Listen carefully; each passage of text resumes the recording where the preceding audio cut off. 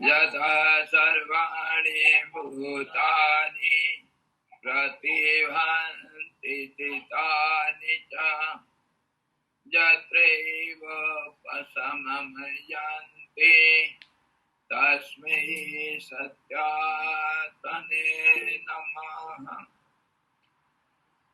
ज्ञाता ज्ञानं तथा ज्ञेयं द्रष्टा दर्शनदृश्यः कर्ता हेतुः क्रिया यस्मात् तस्मै ज्ञात्यात्मने नमः।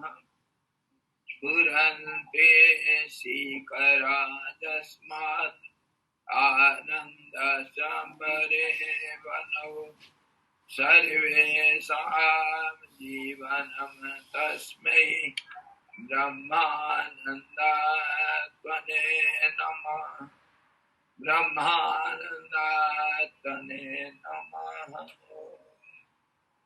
वेदोदधिं समन्मथ्यं ज्ञानरत्नं समुद्रितम् येन तस्मै वसिष्ठाय गुरुणां गुरवे नमः। वशिष्ठ जी भगवान की जय। सद्गुरु भगवान की जय। सच्चिदानंद भगवान की जय। शब्द ब्रह्म की जय। सरस्वती महारानी की जय। जोग वशिष्ठ जी भगवान की जय।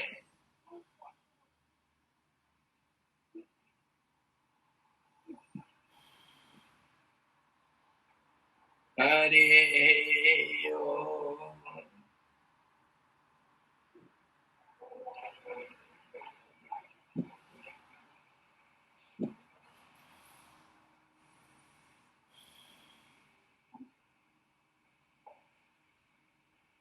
आज कहा कल जहाँ से खत्म हुआ था ये अपान पूरक।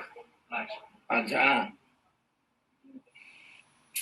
कुंभक करेंगे या चुंबक करेंगे?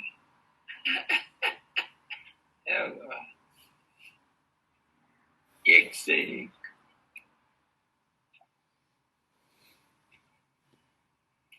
तो ये गर्म पानी लाना आपकी लग रही है? नहीं, गर्म पानी ठीक नहीं, तो चाय देंगे। मेरा गला बैठ गया। मैं थोड़ा सोच रहा हूँ उनको इन्फॉर्म कर दूँ कि कोई प्रश्न है तो फिर बात ही पूछेंगे अपना अगला। हाँ, तो इन्फॉर्म कर। Hari Om. There's a small message. Pujya Swamiji is having a pain in his throat. It was yesterday too, but he could continue and take all the queries. Today it was humbly requested that we have to just listen, and any queries, please put it across. We'll take it tomorrow. Hari Om. Or later, after some time. Okay. मेरा गला बैठ गया यार।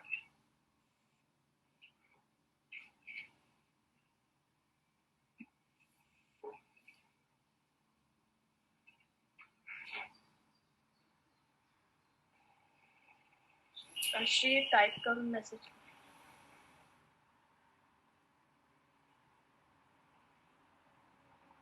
मराठी।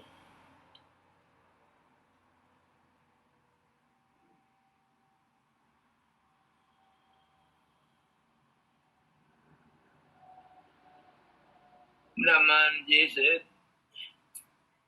जिससे कल हम इसके ऊपर विचार किए थे, जिस स्थान में अपान वायु का उदय होता है उस 12 अंगुल परिमित स्थान से दूर कोटिगत यानी 16 अंगुल परिमित भाग में प्रसरणशील प्राणरेचक का अवलंबन कर स्वच्छ निशेष वायु के रेचन से निर्मल कुंभक का अभ्यास करने से पुनः योगी संसार रूप ताप से तप्त नहीं होता। नासिका छिद्र से अपान वायु का भीतर प्रवेश होने पर रेचक के आधारभूत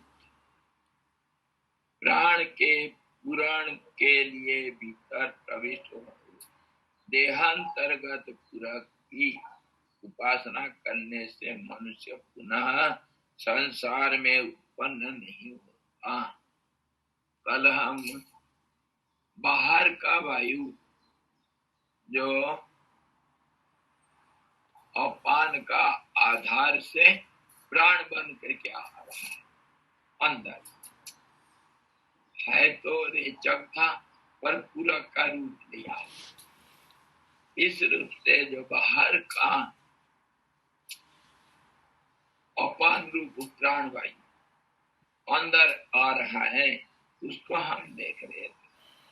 और आज ये भाषा बड़ा कठिन है, इसलिए अपान रूप प्राण वायु मैं इसी के ऊपर तो कल इतना विचार किए थे हम। तो आज कह रहे हैं जो अंदर आ गया, अंदर जो नासिका छिद्र से अपान वायु का भीतर प्रवेश होने पर है तो वो अपान वायु है, बाहर से आ रहा है। रेचक के आधारभूत, आधार में तो रेचक था जो बाहर गया था और अभी पूरक का रूप लिया है। रेचक का आधार में पूरक का रूप लिया इसीलिए तो भाषा कठिन है। रेचक का आधार में पूरक का रूप लिया जो प्राण वायु अपान के आधार पर प्राण वायु प्राण के पूरण के लिए भीतर प्रविष्ट देहांतर्गत देह के अंदर पूरक को उपासना करने से सिर्फ प्राण को खींच लिया तो पूरक हो गया, ऐसा मत समझो। उसका विश्लेषणात्मक विचार करना, अलग अलग करके ढंग से विचार करना। और ये क्यों विचार करना है? कुछ भी हो, हम तो प्राण वायु को अंदर लिए, इसको पूरा मान लो, क्यों इतना अंदर जाना? नहीं भाई, इसके अंदर ये अंदर जाने से मन इसी में लग जाएगा। इसी को कहते हैं मनोध्यान करना। संधि भी तभी पता चलेगी, संधि भी पता चलेगा। हाँ जी, और संधि लगातार है। बाहर 12 अंगुल के बाहर वहां भी है और पूरा कुंभक के रूप में भी है संधि प्राणापान का, और अंदर भी संधि के रूप में आ रहा है दोनों। और फिर हृदय के अंदर भी जब प्रत्यावर्तन करेगा तो उस समय भी एक संधि है। मतलब ये संधि एक दूसरे से अलग नहीं, ये लगातार है, लगातार संधि है। और इसी का नाम कुंभक, ये निरंतर कुंभक है।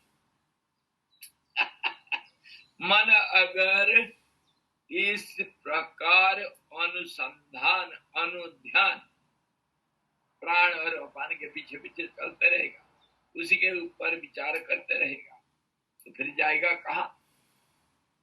कहीं जाने का रास्ता नहीं। और प्राण स्थिर जब हो जाता है संधि में, तो फिर मन का भाव, प्राण तो स्थिर हो जाएगा, मन कहाँ जाएगा? मन स्थिर होने को जबरदस्ती प्रेरित होगा, उसका कोई बाह्य गति हो ही नहीं सकता। यह है योगः कर्मसु कौशलम। यह है प्राणायाम का माध्यम से मन को कैसे, चित्त को कैसे वृत्ति निरोध करना चित्त के, और अजर अमर होना, समय के अतीत होना, नाद बिंदु कलातीत होना, शब्द के परे जाना, ये सारा तरीका एक ही है।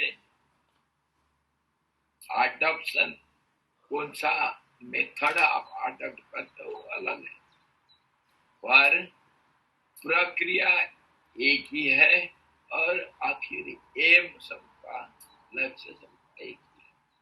प्राण का, मन का और चित्त का निरोध करना, स्थिर करना, निरोध करना और स्थिर करना। और वो स्थिरता अगर ज्यादा देर तक रहेगा तो वो पक्का हो जाता है। इतनी ही बातें तो है। जब ज्यादा देर तक रहेगा, कितना देर, उसको अपने आप माप चुप करके नामकरण करते हैं। अनेक नामकरण हुआ, मैं पहले बताया। 24 मिनट तक तो ध्यान होता है, 24 मिनट के बाद फिर समाधि हो जाता है। और वो जो संजीवनी समाधि माता जी पूछी थी, ये समाधि अनेक किस्म के हैं। संजीवनी समाधि आप जैसे भी नाम लेना जो करो, समाधि जिस प्रक्रिया को अवलंबन करके, जिस प्रक्रिया के माध्यम से आप समाधि में पहुंचे, मन का स्थिरता, प्राण का स्थिरता हो गया, उसी के अनुसार समाधि का नाम करो। सरस्वती उपनिषद में समाधि को 6 किस्म से बताया। 6 किस्म कैसे? किसी नाम के ऊपर मन को स्थिर करना, अथवा किसी रूप के ऊपर मन को स्थिर करना, और अहंता के ऊपर बाहर और अहंता के ऊपर अंदर स्थिर करना। मैं इस रूप से 3 किस्म हुआ ना, एक अहंता, एक नाम, एक रूप, और इसका बाहर और अंदर। बाहर नाम रूप को देखते हो, बाहर भी उसके साथ अहंकार भी काम करता है, इंद्रियों का संयोग संबंध, और अंदर भी काम करता है, शरीर के अंदर।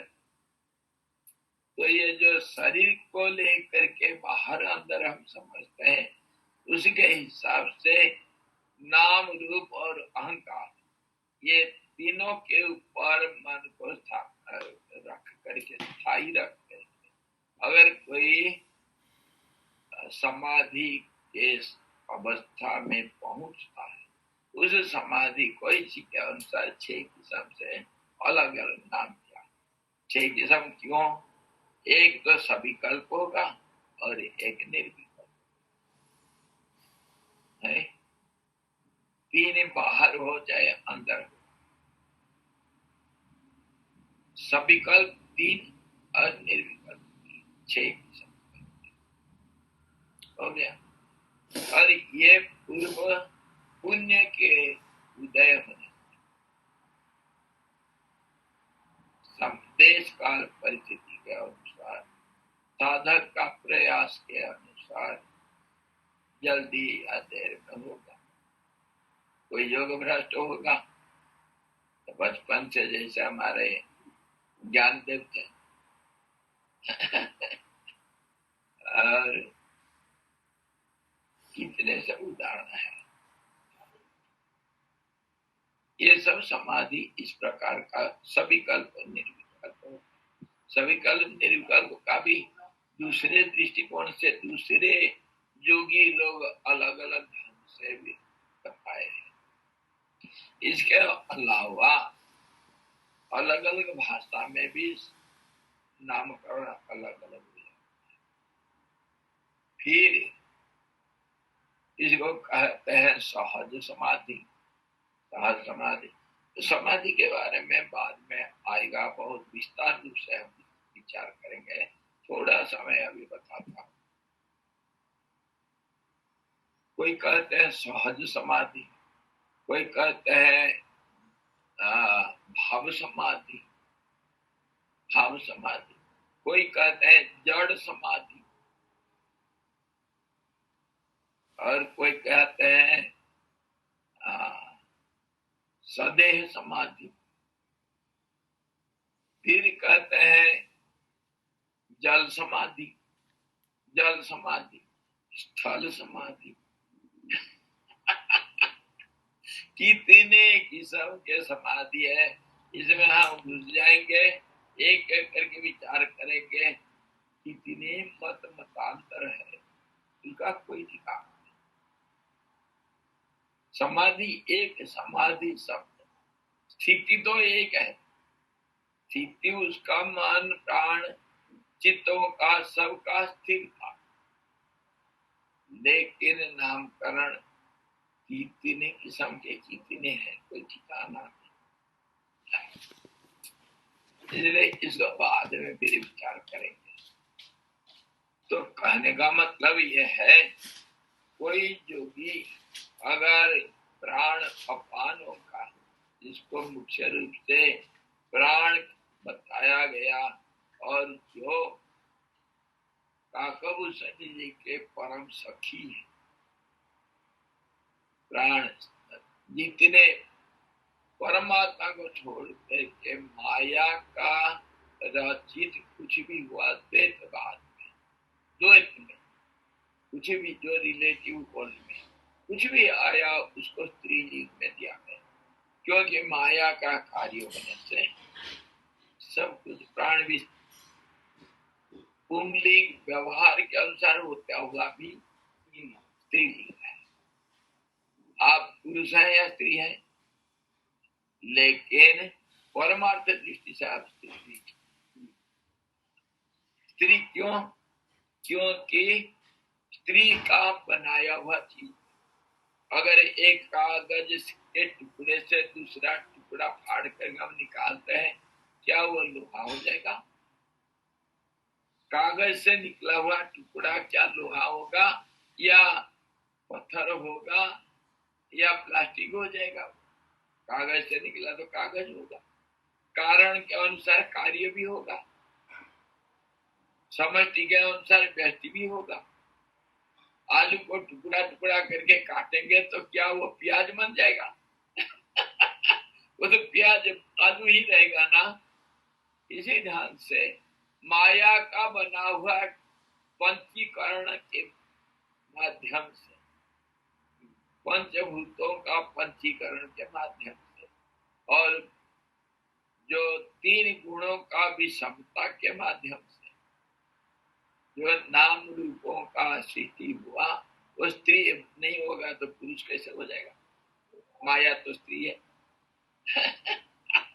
इसीलिए वो कहते हैं प्राण मेरे सखी है, और प्राण सखी होने से,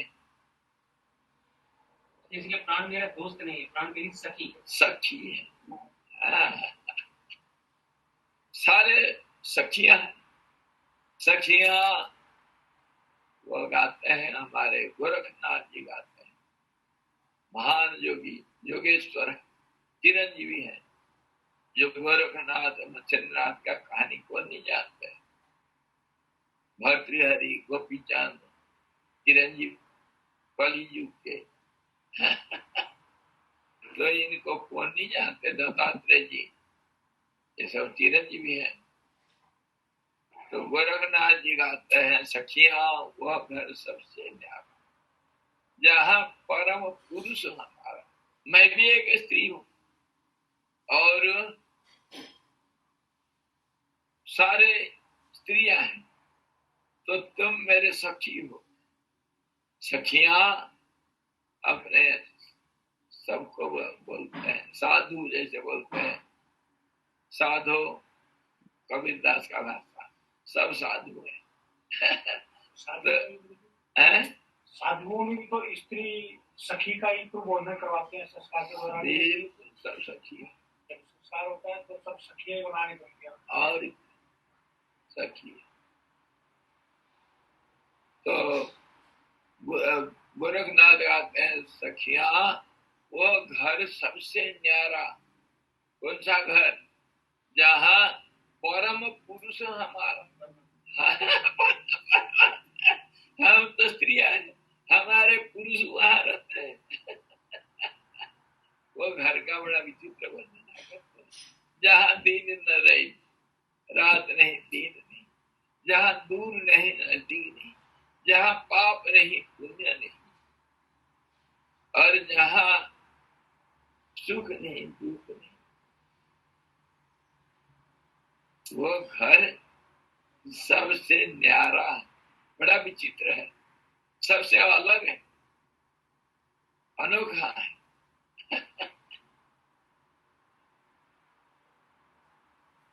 और वो उसको कोई दूसरे कवि ने बताया, वह कोई भक्त कवि, वह छबिल छवि की, वह छबिल छवि की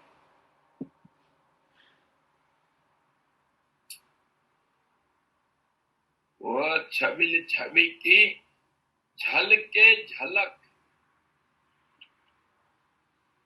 पिक्चरस के पिक्चर, छबिल छवि, चित्रपूर्ण चित्र है, बड़े रंग रंगीले चित्र है, मतलब मनमोहक चित्र है।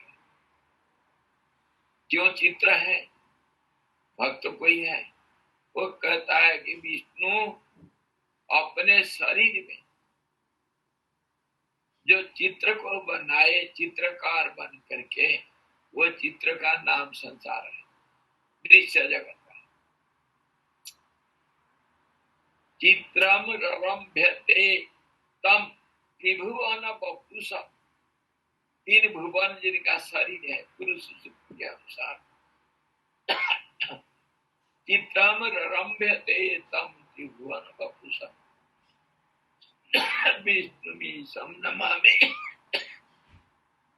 वो चित्रकार, विचित्र चित्रकार विष्णु को मैं नमस्कार, जो अपने शरीर में त्रिभुवन रूपी चित्र को चित्रकार है। और कोई दूसरा उस विष्णु को कैसे जलसाई, अनंत साई रूप में देखता है, संसार में रह करके वो उस छवि को देखता है, देख करके कहता है कि वह छबिल छवि की झलके झलक, he gets some glimpses, वो दृश्य कभी अचानक मन के चित्रपट पर अंकित हो जाती है। कब अचानक, कब ये अचानक समय कब आए? जब मन कभी समाहित होता है, वह अनोखा आनंद रोमांच है। जब मन कभी समाहित होता है, वह छबिल छवि की झलके झलक, जब मन कभी समाहित हो जावे, वह अनोखा आनंद रोमांच भर नैन नीर तब थलकावे,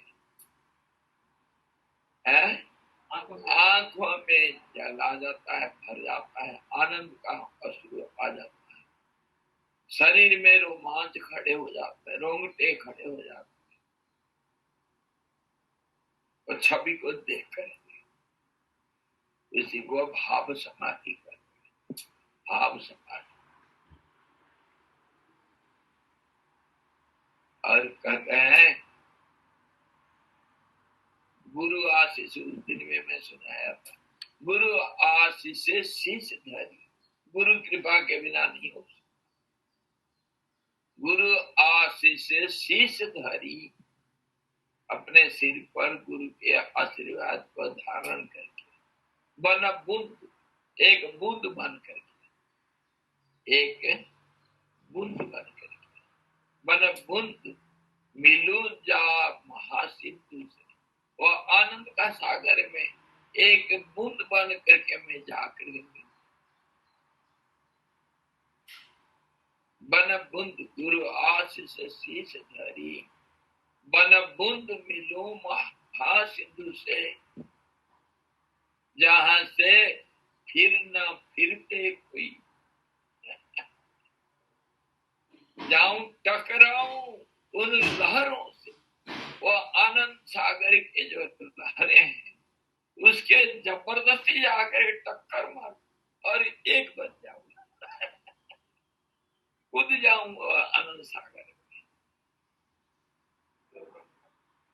वो भाव समाधि में ऐसे भावों का उत्पन्न,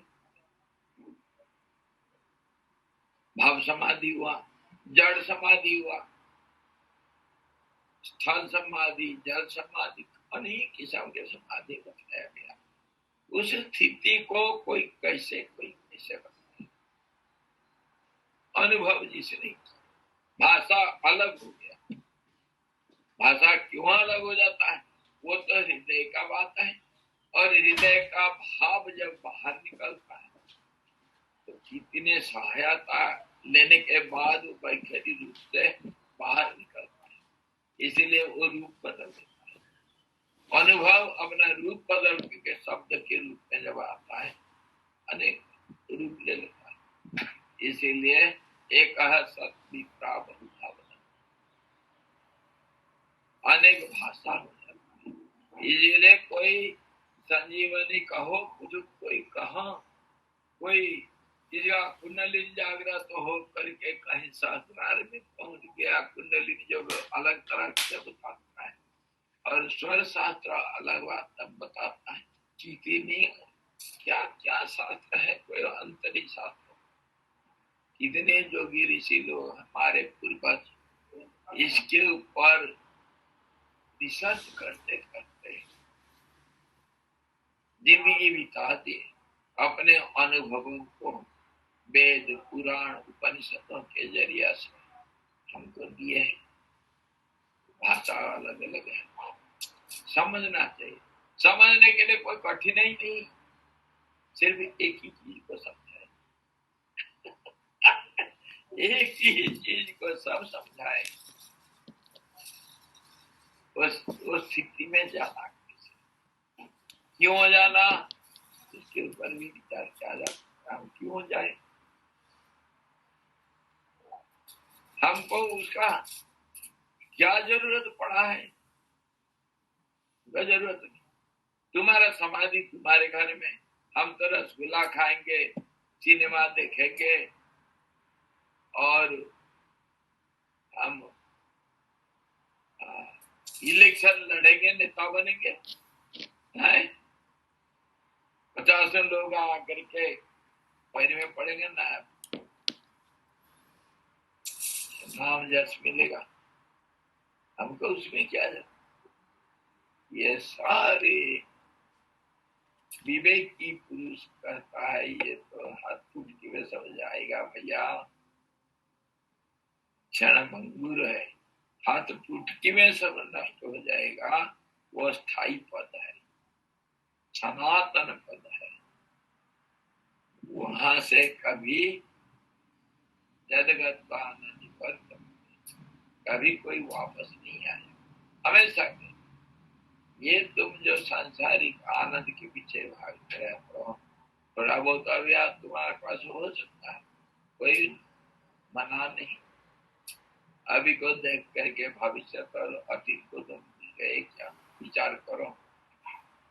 हाँ, तुम तो सुखी हो, तुमको 10 महीना अपने पेट में रख करके तुम्हारी माँ कितना कष्ट उठाई थी, और प्रसव के समय पर अपना माँ को पूछो तो तुम तो अभी बहुत धन संपत्ति और क्या क्या नहीं तुम्हारे पास, कभी रोया नहीं तुम जिंदगी, पर तुम्हारे माँ कितना रोई तुम्हारे लिए। है कोई नहीं सुखी दुनिया में। विवेकी कहता है कोई तन दुखी, कोई मन दुखी, कोई तन दुखी, कोई धन दुखी, कोई मन से रहे उदास, कहा कबीर सारा जग दुखी, तुम नहीं मानोगे अलग बात, पर है दुखी। कहा कबीर सारा जग दुखी, सुखी है क्या रामदास। कोई तन दुखी, कोई धन दुखी, कोई मन से रहे उदास। कहा कबीर सारा जग दुखी, सुखी एक रामदास। राम नाम लो, सुखी बन जाओ। वही राम नाम लेके सुखी बनने का एक तरीका हुआ तो काका उसे दूसरी तरीका बता दीजिए। तरीका अलग अलग है। तो जो जोगी ये प्राण रूप पूर्ण करने वाला, भीतर को पूर्ण करने वाला, प्रविष्ट होने वाला पूरक रूप जो रेचक के आधार से आधारित है, वो जब आता है, अंदर प्रवेश करता है पूरक के रूप में, उसके ऊपर जो मनुष्य उपासना करता है, उपासना मतलब उसके साथ साथ रहता है, आना जाना जो कुछ, उसी को अभी हम कह रहे थे अनुध्यान, अनुसरण, अनुचिंतन इत्यादि जो करता है, वो फिर इस संसार में उत्पन्न नहीं होगा, मतलब माया जाल में कभी नहीं फंसेगा। जिस हृदयवर्ती ब्रह्म रूप स्थान में, इसका अभी ब्रह्म नाम दिया, अभी तक ब्रह्म का शब्द नहीं आया था। अब आया ब्रह्म शब्द। ब्रह्म मतलब ब्रह्म रूप स्थान में ये प्राण और अपान दोनों विलीन हो जाते हैं।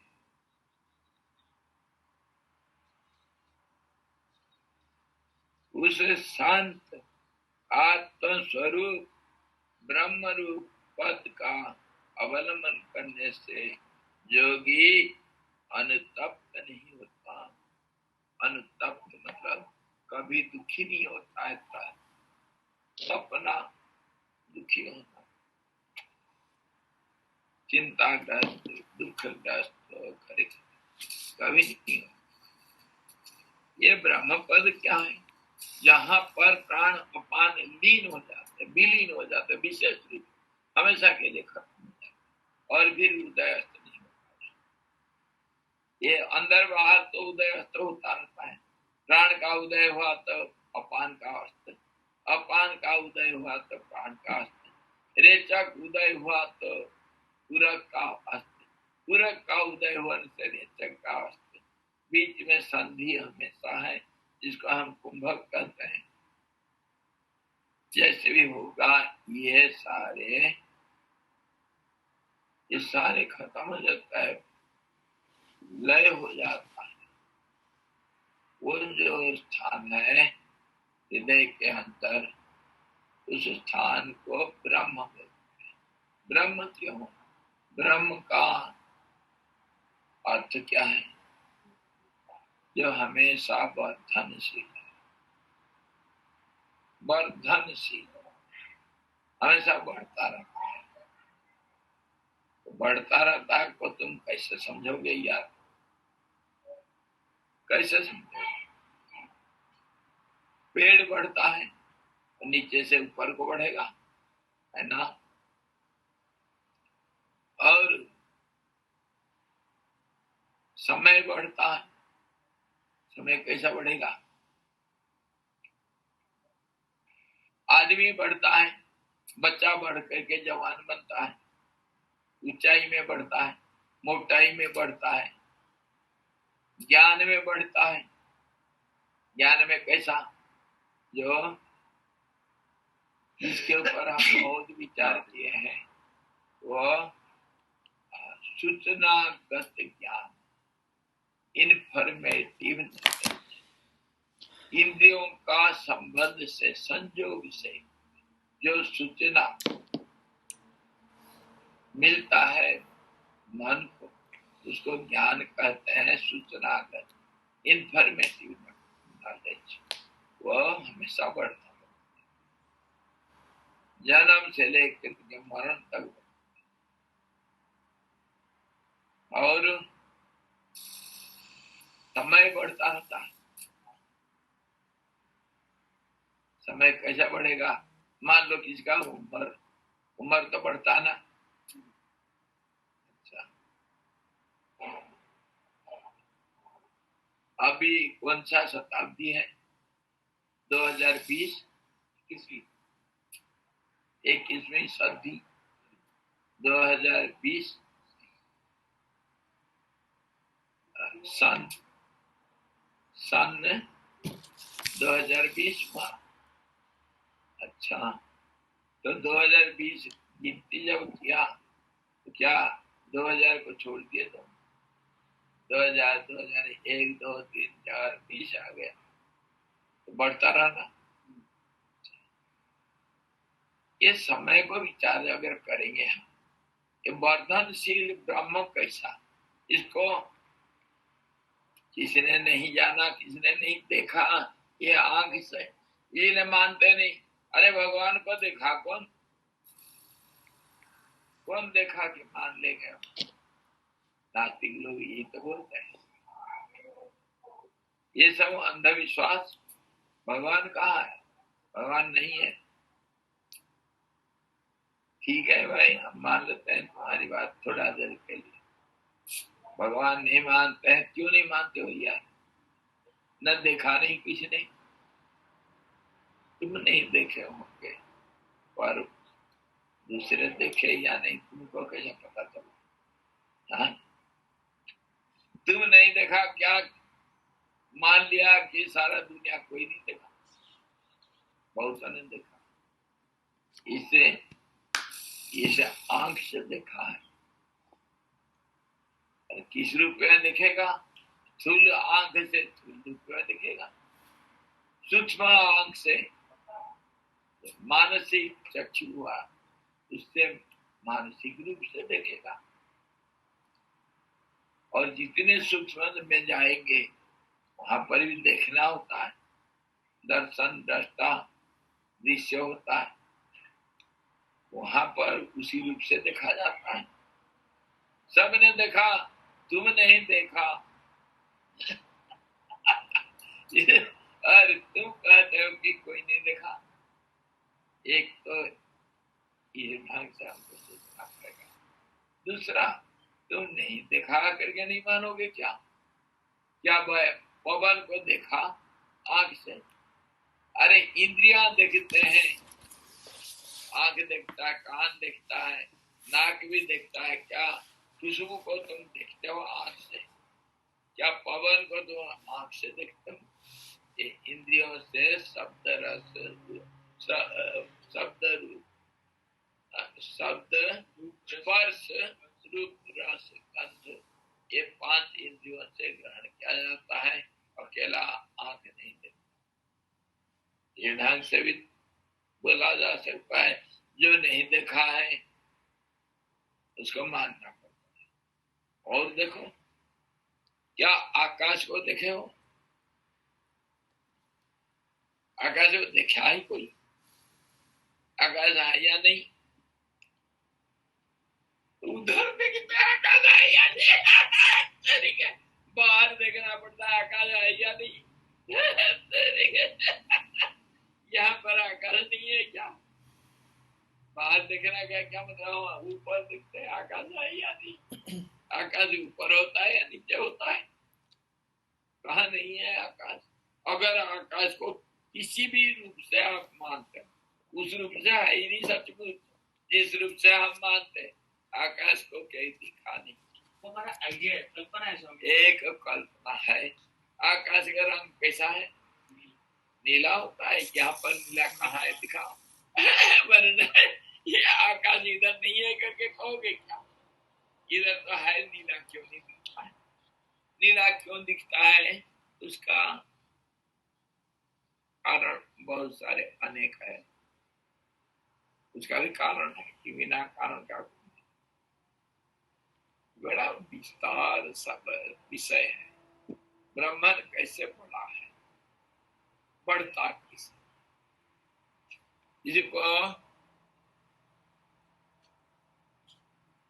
शास्त्र ने कहा अणुरणियान महतो महियान, कह दिया अगर मान लिया, मान लो थोड़ा देर के लिए। बड़े से बड़े मतलब बढ़ता रहेगा, छोटे से छोटे मतलब घटते भी रहेगा। जो बढ़ता है वो घटता भी है। तो इस ढंग से शास्त्र का अर्थ होता है। अच्छा, तो वायु को, आकाश को हम नहीं देखते हुए भी मानते हैं, तो इसको मानो। ब्राह्मण हाई करके नहीं देखा तो मानो। बढ़ता कैसे हम आएंगे, धीरज रखो, सब नहीं। अच्छा,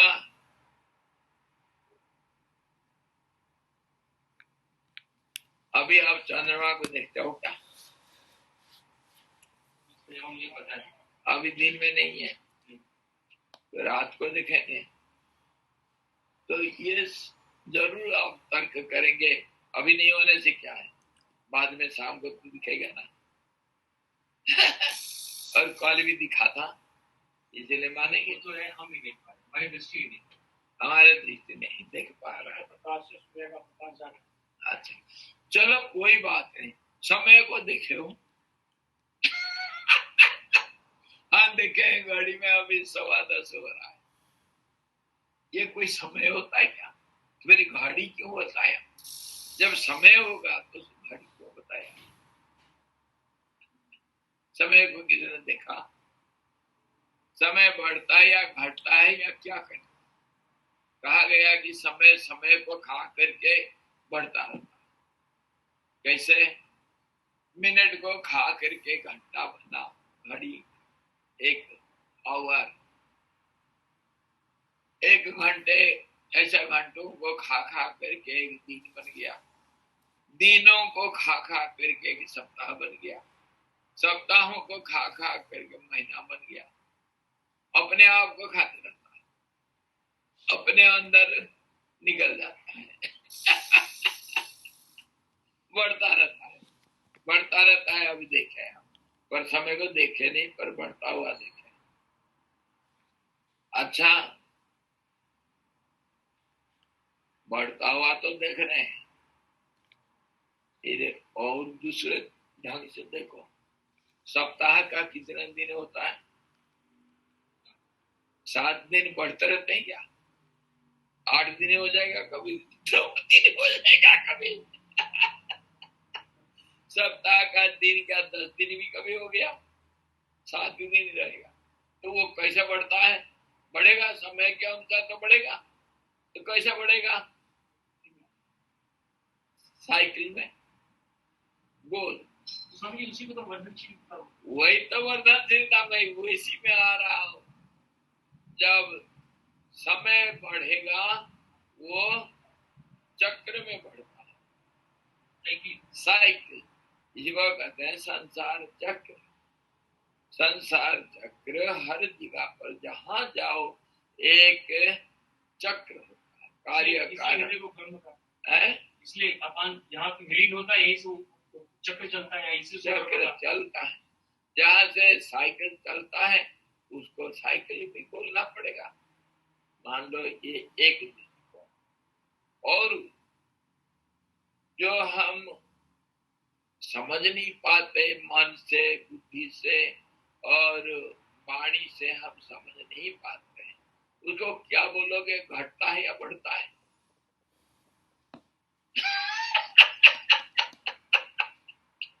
बढ़ेगा या घटेगा?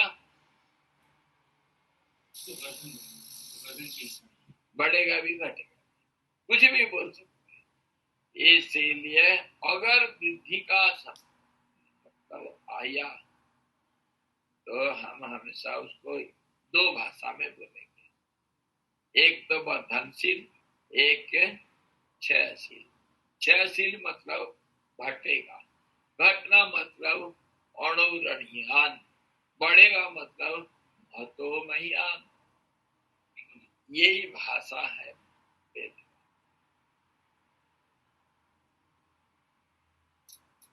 अच्छा, और दूसरे ढंग से भी देखो,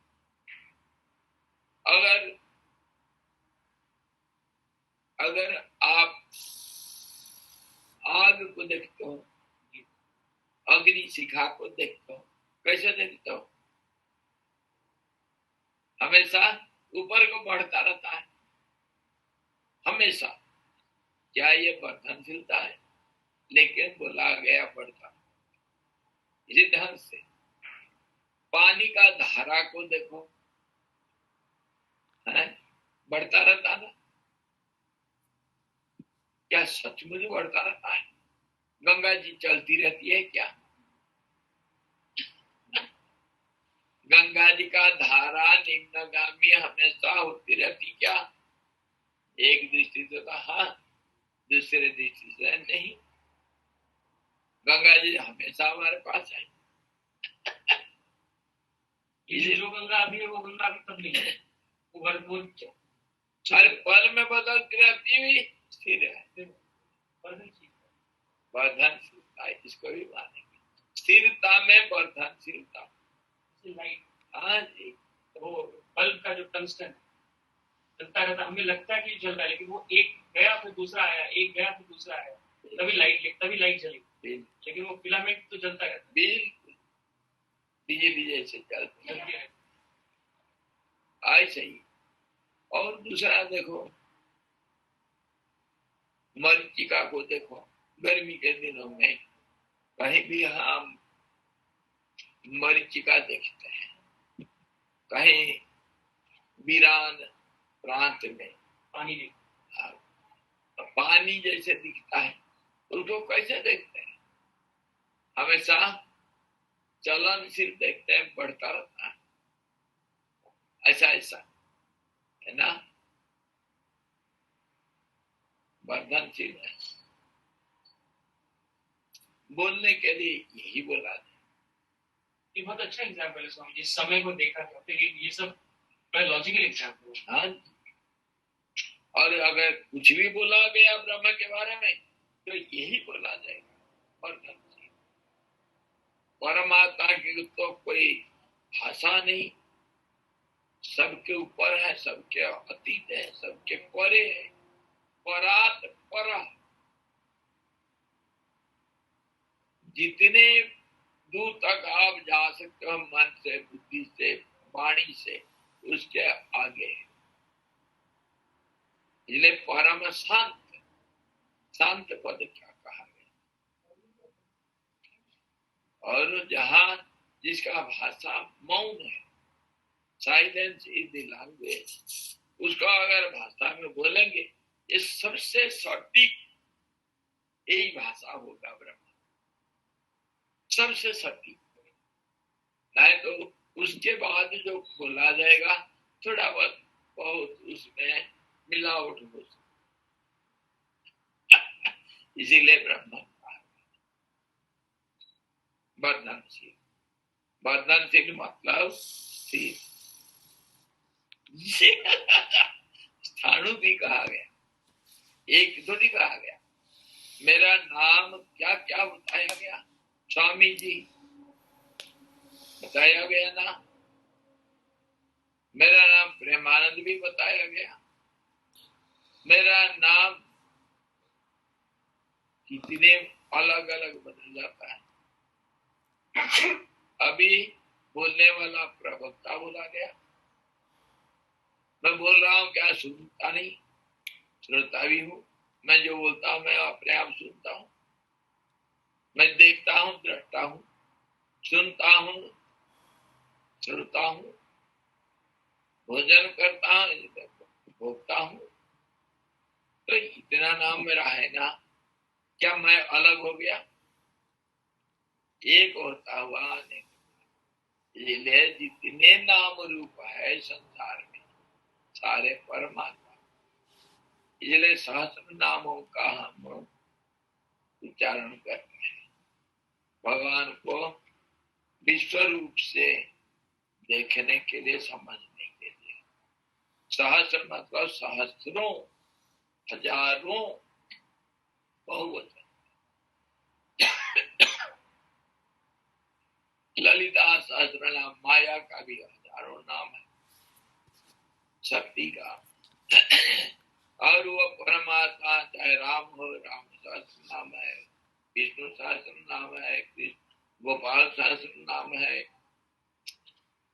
ये गंगा सहस्र नाम है, गणेश सहस्र नाम है, क्या नहीं है।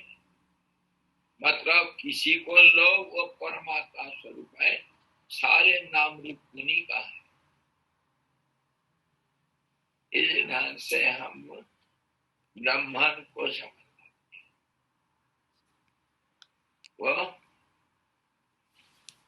बढ़ने वाला है। अच्छा, आपके दादा परदादा लोग कहाँ गए? वो भी उस समय भी परमात्मा था, अगर मान लिया कोई चीजें आई करके।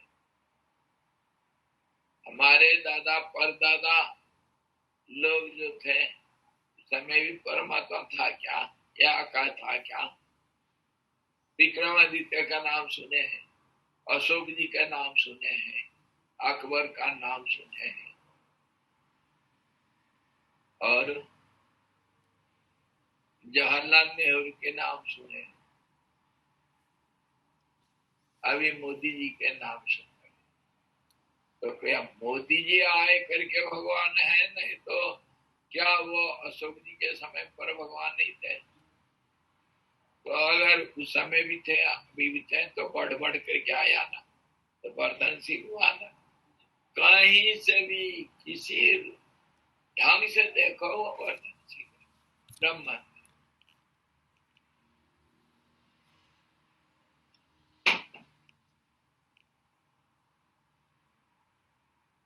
और जो नहीं देखते, नहीं सुनते, नहीं जानते, उसको भी हमको मानना पड़ता है। बहुत बार इसके ऊपर विचार किया। जो ताराएं बड़े बड़े तार हैं, सूरज से लाखों करोड़ों गुना बड़ा, ऐसा जो बड़े बड़े तारे हैं, जिसका आलोक रश्मि आज तक धरती के ऊपर नहीं पहुंचा, उसको आप नहीं देखते हुए मानेंगे या नहीं मानेंगे? इतने हैं कौन जानता। इस ढंग से जो है उसको हम देखते नहीं, और जो नहीं है उसको देखते हैं। कोई तारा मर चुका है, ब्लैक होल हो गया, उसका किरण अभी तक हमारे पास आ रहा है, हजारों लाइट ईयर्स के दूर में वो था, वो मर चुका है, उसका लाइट अभी तक भी हम देख रहे थे, इसीलिए हम कह रहे हैं वो जिंदा है, लेकिन वो मर चुका है। जो हम देख रहे हैं जिंदा, वो मरा हुआ है। ऐसे ही है। और जो मरा हुआ है वो सचमुच जिंदा है। ऐसे ही परमात्मा को बिना देखे भी हमको मानना पड़ता है, जो नहीं देखा है उसको मानना पड़ता है।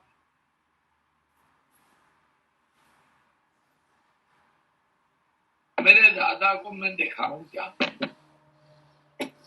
परदादा को दिखाऊं? तो मानना तो पड़ता है ना। पूरी सृष्टि कल्पना से, पूरा दुनिया कल्पना से माना हुआ है, इसीलिए जो नहीं देख रहा उसको मानना पड़ेगा। बिना माने कोई जिंदगी में एक पल भी आप आगे नहीं बढ़ सकते, इसीलिए मानना पड़ता है। नास्तिक हो चाहे आस्तिक हो, चाहे कोई भी हो, सबको मानना पड़ता है।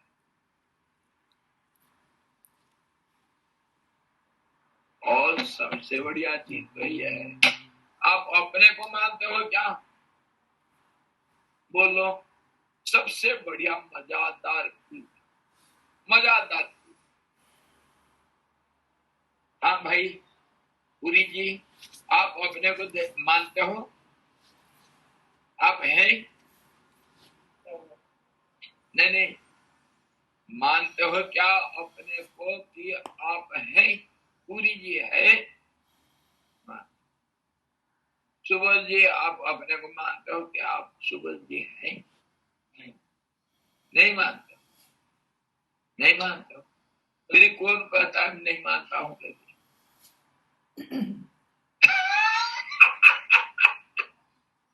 अगर मानता हूँ तो कौन कहता है मानता हूँ? और जब नहीं मानता हूँ वो कौन है जो कोई कहता नहीं मानता हूँ? नहीं मानता हूँ कहने वाला तो है ना, तो कैसे नहीं मानोगे? तो इस दृष्टि से जो है उसको कोई नहीं करनी। इसी तो गीता में कहा कि ना भावो विद्यते, नहीं ना सतो विद्यते अभाव, ना भावो विद्यते सत्य में असत्य नहीं हो सकता, मानना पड़ेगा, किसी भी हालत में मानना पड़ेगा। अगर नहीं मानोगे कौन नहीं मान रहा? वो तो है ना, नहीं मानने वाला तो मान ही रहे, भाई बहन को भी माना नहीं कर सकता, जबरदस्ती मानना पड़ता। हाँ, तर्क से और दूसरे दृष्टिकोण से, व्यवहारिक क्षेत्र से, उदाहरणों से, न्याय से, सब तरह से देखने से सबको परमात्मा का अस्तित्व को मानना पड़ता है, और वह हमेशा है निरवधि चीज। आपको शरीर से जुड़कर है, शरीर से जुड़कर देखें तो संदीप पुरी है, वही तो। पर संदीप पुरी शरीर में कहीं है? बताओ कहां पर है? कहाँ है? हाथ में? हाथ तो हाथ है, आंख में, नाक में, कहीं पर नहीं, पर है। ये संदीप पुरी है क्या? ये है? कहाँ पर है? यहाँ है, यहाँ। इसीलिए तो हृदय में भगवान है करेगा। यही है, यहाँ पर कहाँ पर है? जिसको कोई नहीं देखा, उसी का नाम ब्लैक होल पड़ा, महागर्त कहा ना। परमात्मा अंदर है, और जिसको कोई नहीं देखा, सर्व अंतर्यामी, वो मानना पड़ेगा, और वो हमेशा वर्तमान, हमेशा वर्तमान। ये ढंग अनंत करोड़ों संसार चक्रों को हर पल में चलाता हुआ नहीं चला रहा है। इस ढंग से व्यवहारिक दृष्टि से, उदाहरणों के दृष्टि से, कैसे सारे चीज चलता हुआ भी नहीं चलता, स्थिर रहता हुआ कैसे चलता है, समय कैसे हमेशा चलता रहता है,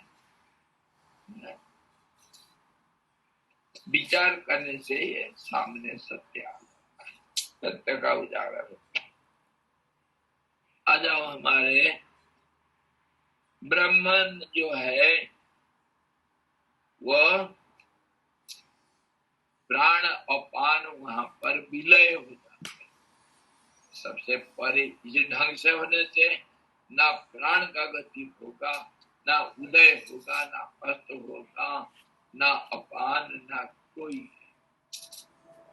परम स्थिरता का, फिर भी वर्धनशील, फिर भी वर्धनशील, स्थिर होने के बावजूद भी वर्धनशील। अरे आप जब कह करके मान लिए 100 में 99 बेईमान, फिर भी भारत महान, जब खुद बोल करके तुम मान रहे हो 100 में 99 बेईमान, फिर भी हमारा भारत महान है। एक जो बनेगा गांधी और दुनिया को हिला देगा, एक मोदी बनेगा दुनिया को अकल पढ़ाएगा, और एक कोई अशोक बनेगा, कोई बुद्ध बनेगा, एक वह सबको शांति का पाठ पढ़ा देगा, एक दुनिया को हिला कर ही रख देगा। सब बेईमान होने दो, कोई बात नहीं। मतलब जो वर्धनशीलता, लाइक मानो तो स्थिर है, इट इज वो डिपेंड करता है, राइट, कि मानो तो बढ़ रहा है, मानो तो अणरणीय बहुत जो अगर हम लोग माने तो सबसे छोटा से छोटा है, माने तो जिस जहां से जैसे देखो एग्जैक्टली, तो मानो तो स्थिर भी बिल्कुल मानने से स्थिर है।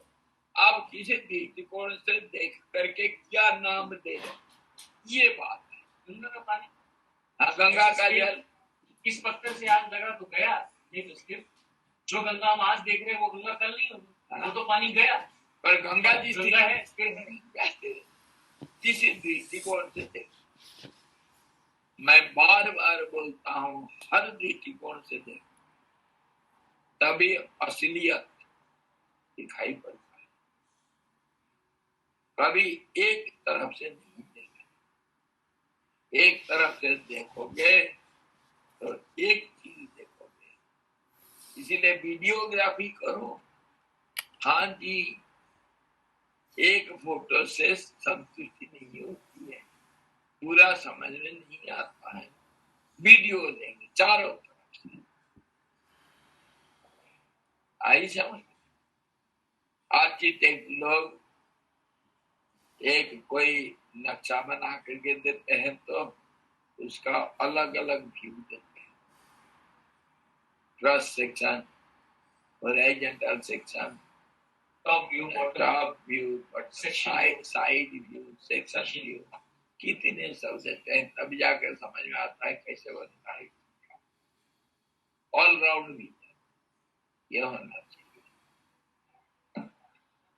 तो ब्रह्म जिसको कहा गया उसको स्थिर भी कहा गया, स्थान भी नाम दिया गया, और वो महाशून्य भी कहा गया, महागर्त भी कहा गया उसी को। हाँ जी, और संधिमान कहा करके उसी को बुला गया, संधिमान, जिसके अंदर संध्या संध्या है और संधि में जो है, ऐसे भी मानना, संधि के अंदर जो है वही तो परमात्मा की स्थिति है। परमात्मा की स्थिति, इसीलिए यहाँ बताया गया विष्णु सहस्त्रनाम में भी स्वामी जी संधिमान, संधिमान। हाँ, इसीलिए कहा गया प्राण और अपान के संधि में, और प्राण अपान जहाँ है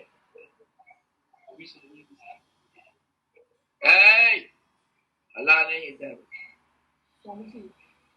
Every moment you change in the world, every moment. What is the importance of the world? What? Every moment you change in the world. Every minute or fraction of second changing the world. What is the importance of the world? Already changed. Anitya. Every one of fiction. हाँ, इसी को तो बोलते हैं momentary. The whole world is momentary, not permanent.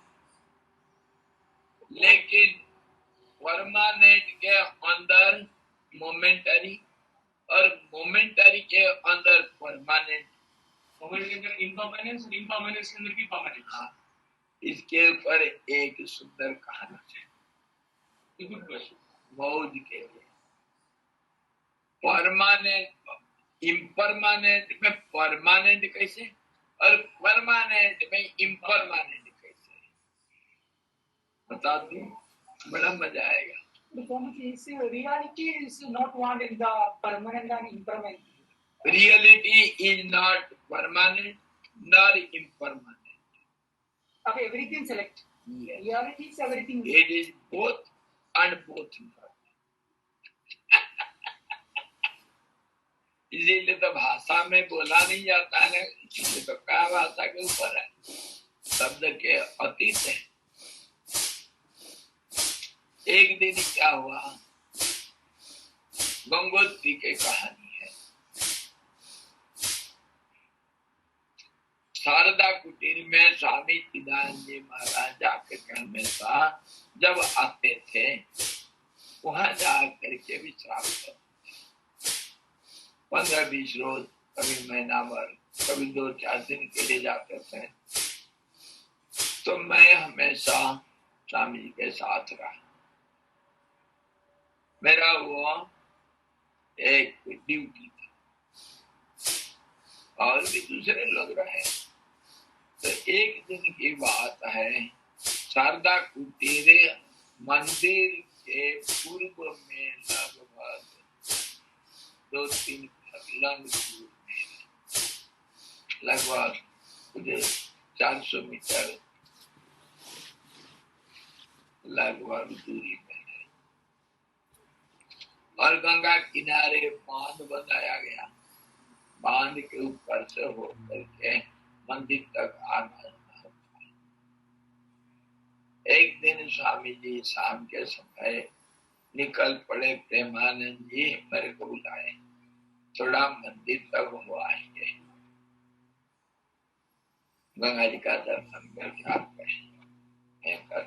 जी स्वामी जी करके मैं स्वामी जी के पीछे पीछे आ रहा और हवा चल रही। अबे मंदिर के पास आ गए लेकिन पहुंचे नहीं, थोड़ा दूर है, लगभग 100 मीटर के दूर में मंदिर से। तो दाहिना तरफ पहाड़ की तरफ कुछ मकान थे, कुछ मकान। एक मकान को देख करके स्वामी जी पूछे, प्रेमानंद जी ये मकान वो हेलीपैड है, हेलीपैड के ऊपर को एक मकान देख करके स्वामी जी अचानक कुछ बैठे। पंडित लोगों का सब मकान है तो अचानक कुछ बैठे। प्रेमानंद जी मैं सामने आ गया, स्वामी जी के पीछे पीछे चलता हूँ। हाँ, वो मकान को देख रहे हो? मैं कहा जी स्वामी जी। वो मकान किसका है? मैं कहा वो रमेश पंडित का है। अच्छा, वो कैसा इधर ऐसा मकान कैसे बनाया? मैं कहा स्वामी जी वो टेम्पररीली परमानेंट बना था।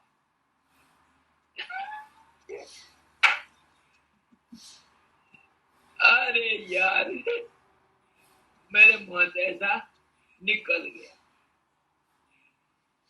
कि सच्चाई हुई था, उसके लिए भाषा हुई था। इसीलिए स्वामी जी जैसे पूछे ये ऐसा कैसे बनाया? मैं कहा स्वामी जी गरीब ब्राह्मण है, टेम्पररीली परमानेंट बना रखा। स्वामी जी सुन करके 1 मिनट चुप हो गए, सोचते रहे मेरा भाषा का क्या अर्थ होगा। स्वामी जी चक्कर में पड़ गए, मेरा भाषा का क्या अर्थ समझ नहीं पाए। स्वामी जी मेरे को पूछते हैं क्या बोला? मैं कहा स्वामी जी टेम्पररीली परमानेंट बना रखा है। ये कैसा, ये कौन सा भाषा? मैं कहा स्वामी जी ये तो ऐसे ही मकान है। तो स्वामी जी पूछते हैं इसका क्या अर्थ होता है? मुझे पूछे। मैं कहा स्वामी जी ये एक 3 शेड है, 3 शेड को टेम्पररी मकान बोलते हैं। 3 शेड है लेकिन परमानेंट है कि यही उसी का रहने का जगह है। और तो कोई वो गरीब है, कोई पक्का तो बना नहीं पा रहा है, इसलिए यही उसका मकान है, रहेगा ये। तब ये टेम्पररीली परमानेंट और परमानेंटली टेम्पररी शेड है। स्वामी जी हाँ का पेट दर्द हो गया, नया भाषा है भाई। जी इसमें छोटी सी चीज, एक लाइन याद है। केरला में लोग मदिरा का सेवन बहुत करते हैं। हाँ, एक केरला का इंटरव्यू हो रहा था और शरीर से काफी चौड़ा था जी। तो इंटरव्यू वाले ने पूछा do you drink? I drink occasionally every day.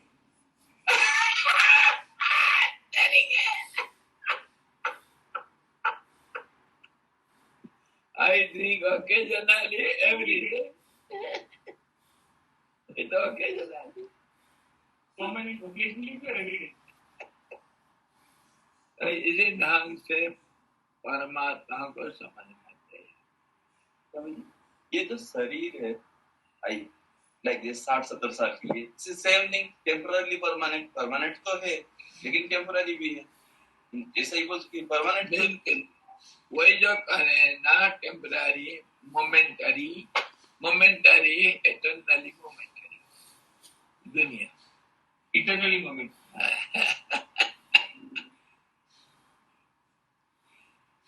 But intellectual people, it's arranged from the situation. from angle of your vision, और उसका भी दूसरे ढंग से फिर भी और समझ पूरी मतलब विकास, पूरी मतलब कुछ नहीं। सुबोध मतलब एक नाम, एक शब्द है जिसका एक समूह के साथ संबंध है, एक समूह के साथ संबंध है। तो समूह कौन सा है? इंद्रिय ग्राम एक समूह।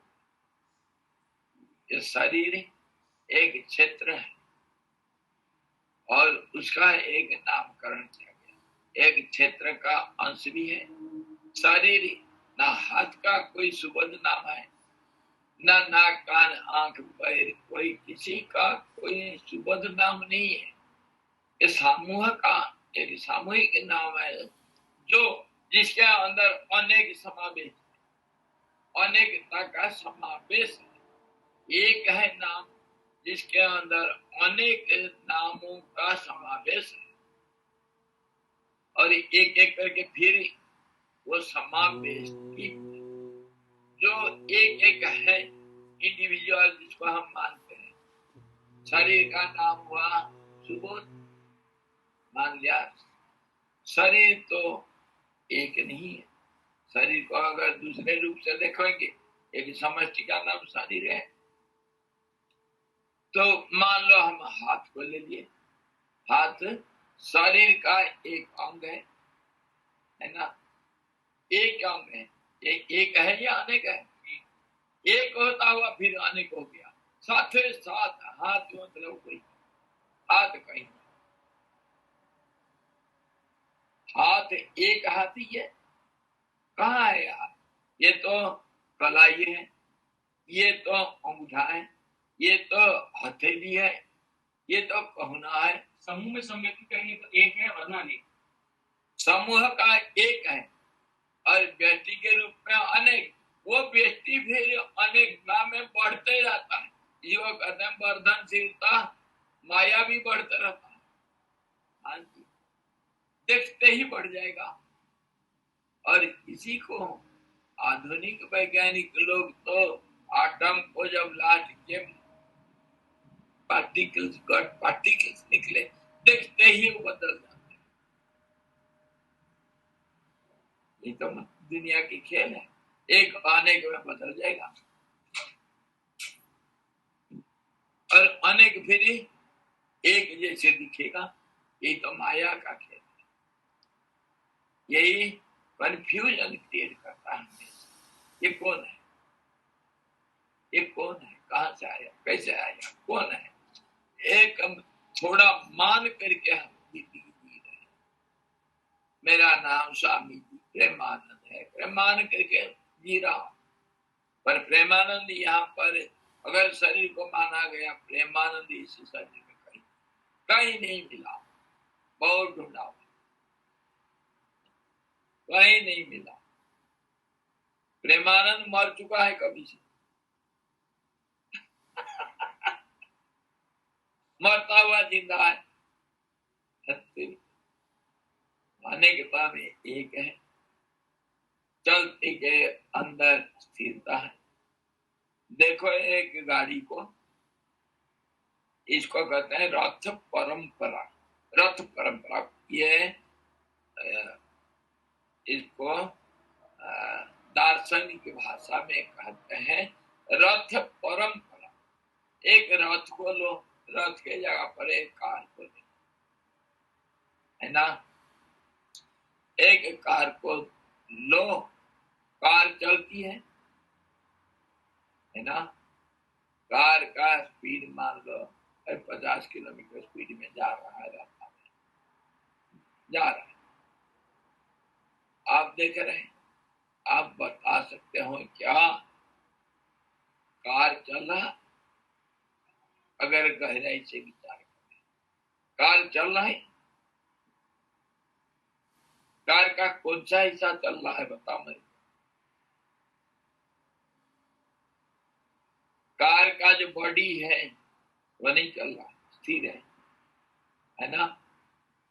अब तो मैकेनिक है, ड्राइवर है, ड्राइवर भी बैठा हुआ है, ड्राइवर का गति नहीं। अच्छा, इंजन दौड़ रहा है क्या? इंजन फिक्स है। अगर इंजन दौड़ने लग जाएगा कार नहीं चलेगा। Every nut bolt is fixed, tightly fixed. कोई नहीं चल रहा। पहिया चल रहा है क्या? अब कहेंगे बॉडी नहीं चल रहा, इंजन नहीं चल रहा, पहिया चल रहा है क्या?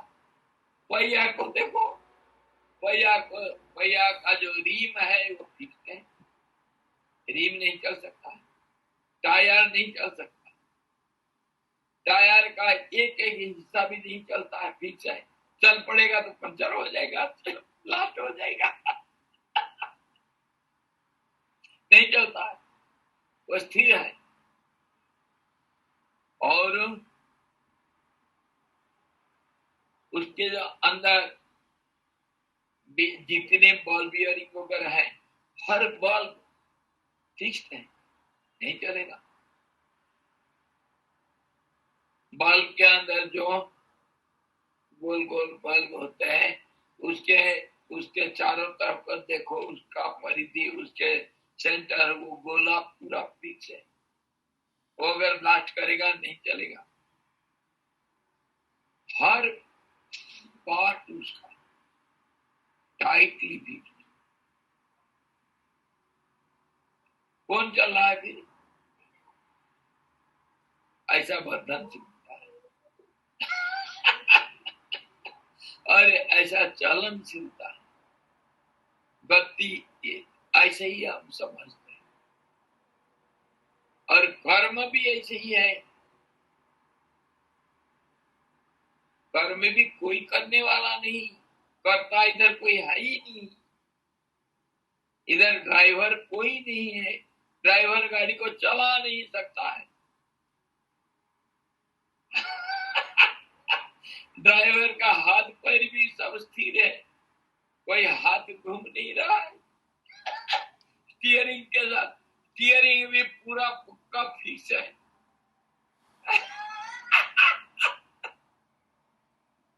इसको कहते हैं रथ पर चलता हुआ नहीं चलता, और नहीं चलता हुआ चलता हुआ।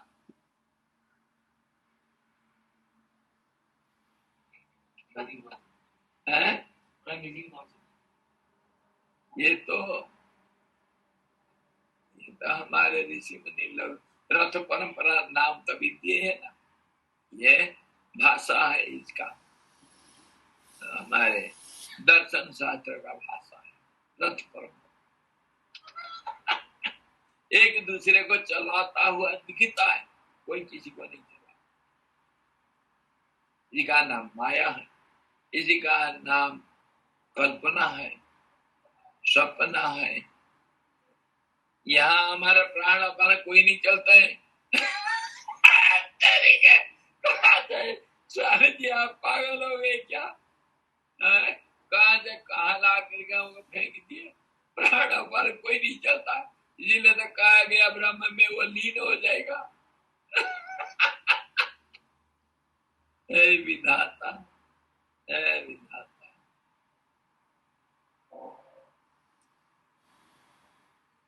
ये पागल जोगी से हमको बचाओ।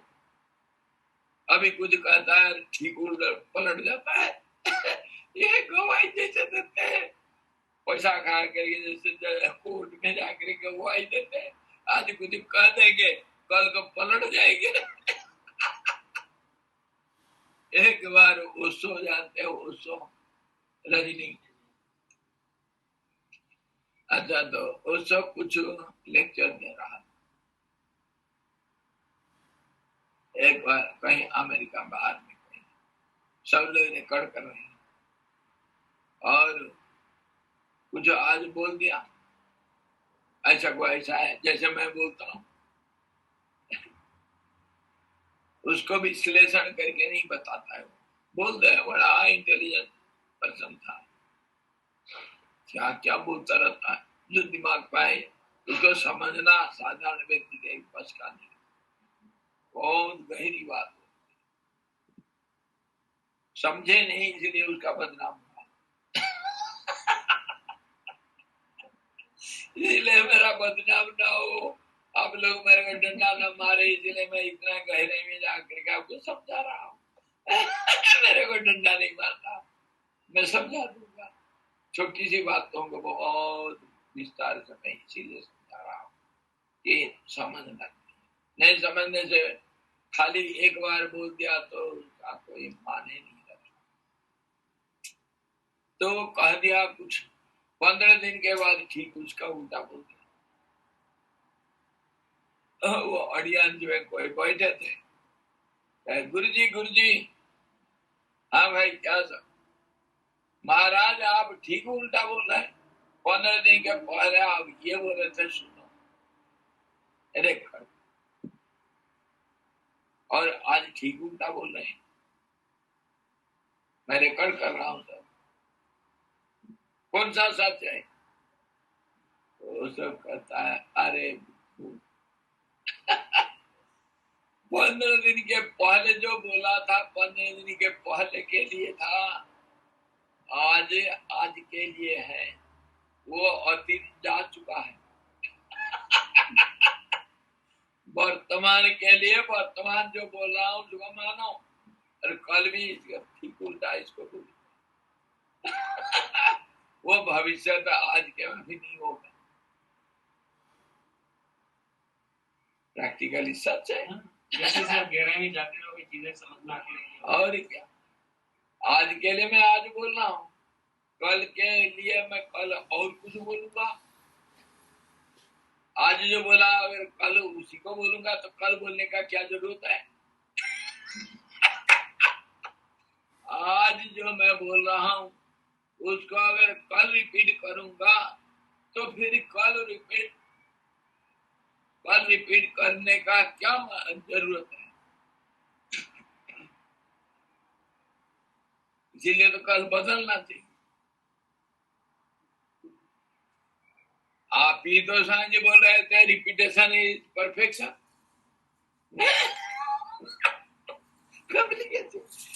आप ही तो बोल रहे थे रिपीटेशन सारा दुनिया का नाम है, सूक्ष्म जब रिपीट होता है तो स्थूल बनता है, आप ही तो कहे, हो सके अभी आप पला झाड़ रहे हो, नहीं बोले तो सवाल क्यों नहीं करता? रिपीटेशन होना चाहिए, तो आज जो बोलोगे कल उसी को बोलो। अरे उसी को बोला जाता है, लेकिन थोड़ा सा बता, थोड़ा, मैं बार बार कहा 100% कोई नहीं। समता विषमता का लक्षण है, संसार के अंदर हमेशा परिवर्तन ही संसार का नियम है। मैं बोल रहा हूँ, इसको क्या नहीं सुना? परिवर्तनशीलता के अंदर स्थिरता को देखो। आज जब मैं बोल रहा हूँ कल उसको रिपीट करूंगा, लेकिन परिवर्तित ढंग से रिपीट करूंगा।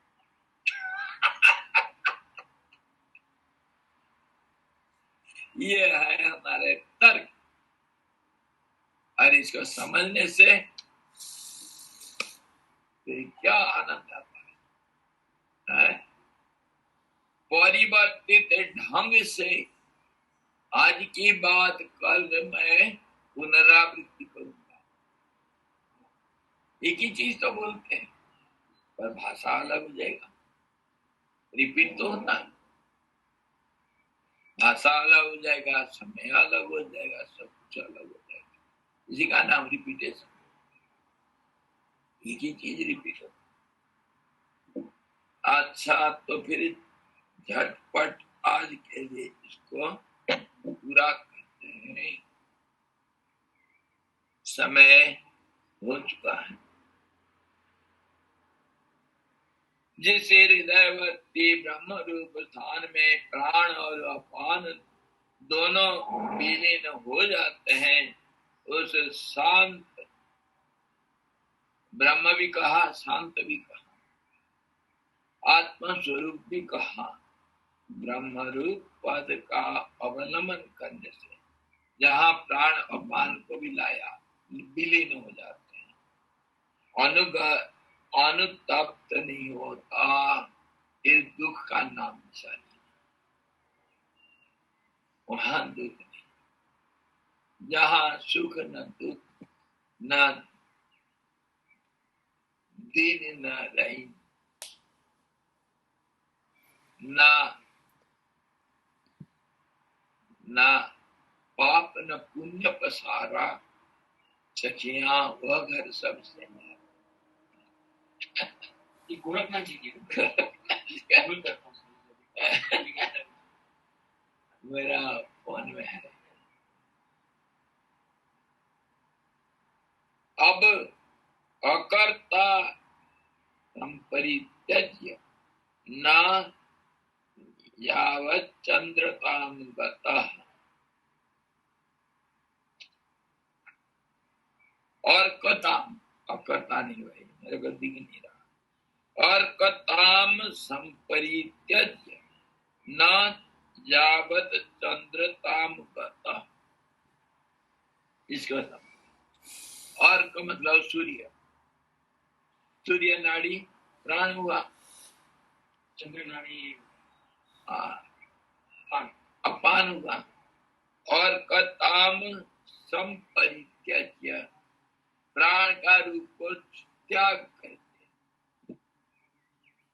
न जावत चंद्रताम गतः, चंद्र रूपता को जब तक वो प्राप्त नहीं हो जाता।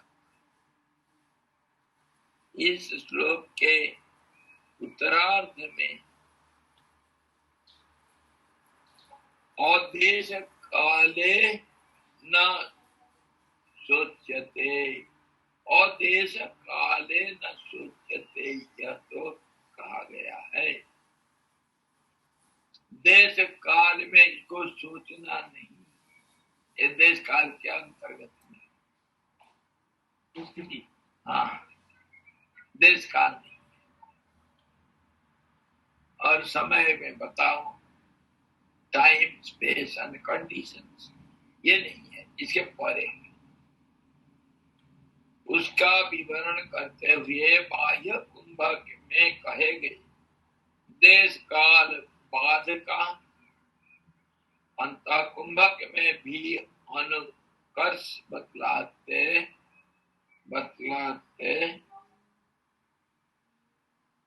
हैं। कल इसको समझेंगे, देश काल से परे कैसे बताइए स्थिति। और वहां अपान वायु के प्राण भक्षणोन्मुख होने पर, अपान वायु प्राण को भक्षण करेगा तभी तो अपान का लय होगा। ये भाषा है, मतलब बदल जाएगा। जैसे एमीबा कोई प्रे को पकड़ करके अपने अंदर एमीबा बना लेता है, बीता ऐसे ही करते हैं। रसगुल्ला खाओ, रसगुल्ला खाने के बाद टट्टी कर दिया कल सुबह, और उसके बाद क्या बच गया? मैं बच गया मैं बच गया वो रसगुल्ला मेरा रूप बन गया है ना, खाने के बाद, हजम करने के बाद बदल गया।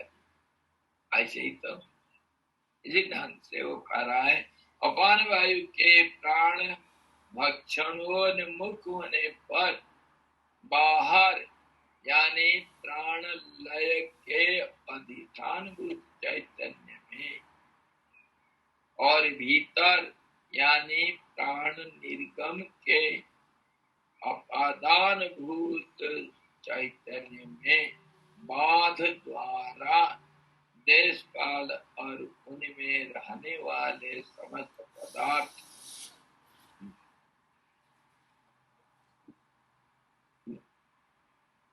पदार्थ निरवय जिसका अवयव नहीं चैतन्यात्मक ब्रह्म स्वरूप ही है, ऐसा विचार करने से मनुष्य फिर सुख का भागी। ये ज्ञानी लोग और योगी लोग जो प्राणायाम का सहारा लेते हैं, इन लोगों का ध्यान का प्रक्रिया इनडायरेक्टली सारे बताते हैं। ध्यान कैसा पहले कह दिया था मैं अनुध्यान करता हूँ, ये बात स्थूल रूप से सच बोले अगर ये प्राणायाम का प्रक्रिया नहीं बता रहे ये अनुध्यान का प्रक्रिया बता रहे। मतलब प्राण का आधार से कैसे ध्यान किया जाता है और ध्यान में स्थिरता कैसे प्राप्त किया जाता है, जिससे योगी अजर-अमर हो जाता है, ये प्रक्रिया ध्यान का। हमारे सुनने वालों के अंदर बहुत ध्यान करते हैं, है ना, इसीलिए जरा होश में आओ, होश में आओ। ये दोनों के लिए, योगी के लिए, ज्ञानी के लिए भी है। जो श्रवण के बाद मनन किया जाता है, तो मनन का प्रक्रिया निधिध्यासन इसके बाद आ जाएगा, इसके अंदर भी है निधिध्यासन का प्रक्रिया। और उसके बाद ध्यान अपने आप को, मैं बार बार बोलता हूं, ध्यान क्या नहीं जाता, ये प्रक्रिया क्या अंत में जो स्थिति होता है वो ध्यान का स्थिति, उसका जो विस्तार वो ध्यान समाधि इत्यादि आत्म साक्षात्कार के नाम से, परमात्मा के नाम से जाना जाता है उस स्थिति को। उसी का नाम ध्यान है, उसी का नाम समाधि है, उसी का नाम परमात्मा भी है, सब कुछ है। लेकिन वो एक स्थिति है, वो हमेशा भी है। हमारा मन चंचल होने के कारण, प्राण चंचल होने के कारण, शरीर का अस्थिरता के कारण वो स्थिरता को हम अनुभव नहीं कर पाते। ये इसी को कहते हैं माया से ढका, माया से ढका। हम उसको स्थिरता को अनुभव नहीं कर रहे। तो इसको फिर कल इसका आश्चर्य के अर्थ के साथ फिर विचार करेंगे कल।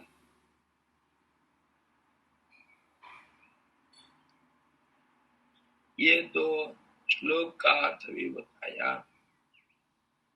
इसको भी कल देखेंगे।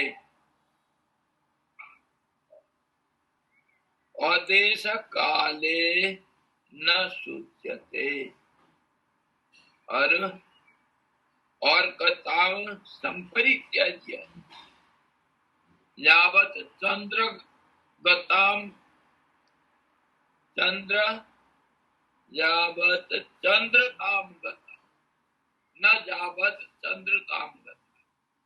जब तक चंद्रता को, चंद्र रूपता को प्राप्त नहीं हुआ प्राण अपान में कन्वर्ट हो, हाँ, जब तक नहीं हुआ, इसका क्या मान है? श्लोक में यह है।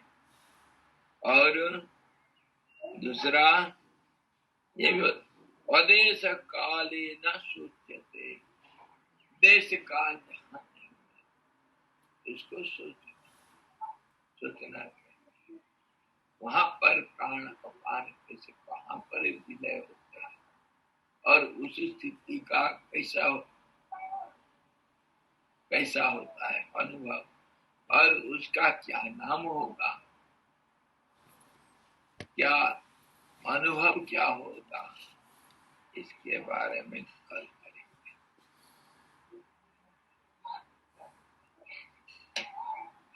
हरि ओम। पूर्णमदः पूर्णमिदं पूर्णात् पूर्णमुदच्यते पूर्णस्य पूर्णमादाय पूर्णमेवावशिष्यते।